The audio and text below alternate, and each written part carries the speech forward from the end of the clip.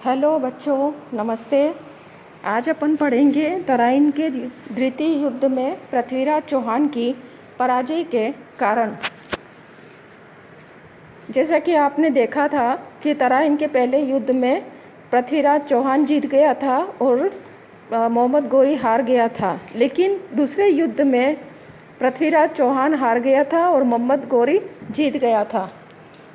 अब अपन को इसके पराजय के क्या कारण थे वो अपन को ढूंढने हैं। इसमें पहला जो है, पृथ्वीराज चौहान की दूरदर्शिता तथा राजनीतिक कूटनीतिज्ञता का अभाव था।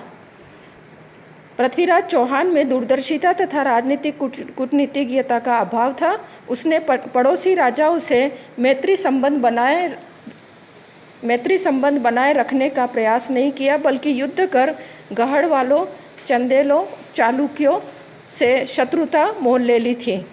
दूसरा है, तराइन के प्रथम युद्ध में मोहम्मद गोरी की भागती सेना का पीछा न करके विजयोत्सव में तथा दूसरी तरफ संयोगिता का अपहरण कर विवाह कर उसके प्रेम पाश में वो भोग विलास में डूब गया था। तीसरा, जब पृथ्वीराज यहाँ विजयोत्सव तथा भोग विलास में डूबा हुआ था, तब मोहम्मद गोरी गजनी पहुंचकर अपनी उन कमजोरियों को ढूंढ रहा था जिसकी वजह से उसे तराइन के प्रथम युद्ध में हारना पड़ा था, और उन्हीं के अनुसार वह अपनी आगामी रणनीति की योजना तैयार कर रहा था। जबकि पृथ्वीराज चौहान इस युद्ध में विजय हो जाने के से वह लापरवाह हो गया था। उसे शत्रु की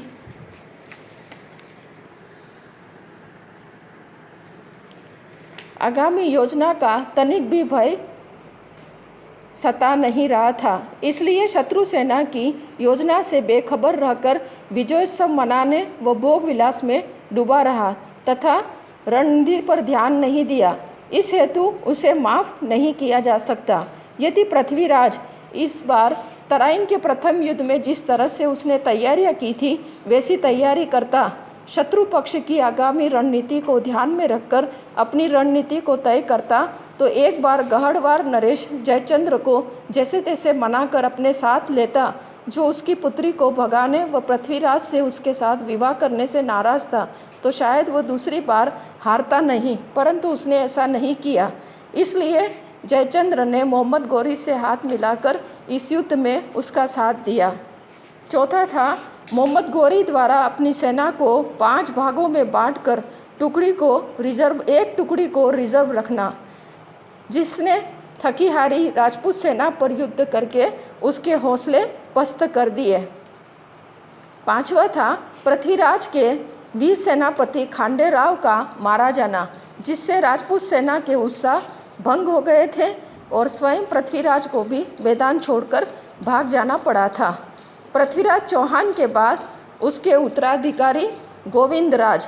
अब अपन ने जो देखा था पहले कि यह हार के कारण तो हमने जो 5 बताए हैं वो तो है ही। अब उसके बाद क्या हुआ, पृथ्वीराज चौहान के बाद उसके उत्तराधिकारी गोविंदराज जो है, उसको तराइन की द्वितीय युद्ध में पृथ्वीराज चौहान की पराजय हो जाने से मोहम्मद गोरी हिंदुस्तान के बीचों बीच तुर्की राज्य की स्थापना की तथा 1193 में दिल्ली को राजधानी बनाया। उसने पृथ्वीराज के पूरे राज्य पर कब्जा कर शासनभार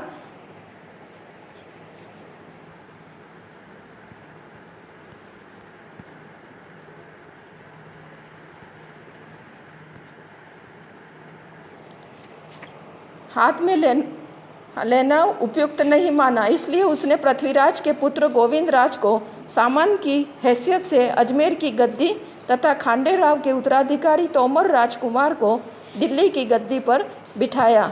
इंद्रप्रस्थ में अपने नायब कुतुबुद्दीन ऐबक की देखरेख में एक तुर्क सेना खड़ी कर दी। गोविंदराज ने मोहम्मद गोरी को अधीनस्थ शासक के रूप में कर देना तय कर दिया था, जिससे चौहानों की प्रतिष्ठा को बड़ी ठेस लगी थी। अतः पृथ्वीराज के एक भाई हरिराज ने मोहम्मद गोरी की अनुपस्थिति में चौहानों को पुनः संगठित करके गोविंदराज को सन 1194 में मार भगाया व अजमेर पर अधिकार कर दिया। इधर गोविंदराज जो है वो भाग करके रणथंभौर चला गया और वहाँ पर अपनी शक्ति का विकास कर रणथंभौर में रहा। रणथंभौर के पास मांगलाना गांव से मिले विक्रम संवत 1272 के एक शिलालेख के अनुसार इस तथ्य की पुष्टि होती है। इससे डॉक्टर गोपीनाथ शर्मा ने चौहानों की रणथंभौर शाखा का प्रवर्तक गोविंदराज को माना है। गोविंदराज के उत्तराधिकारी वर्षों तक यहाँ राज्य करते रहे और हम्मीर भी उसी उत्तराधिकारियों में से एक था जो इस वंश का सबसे प्रतापी राजा था। ठीक है बच्चों, धन्यवाद। अब इसको बंद कर देना।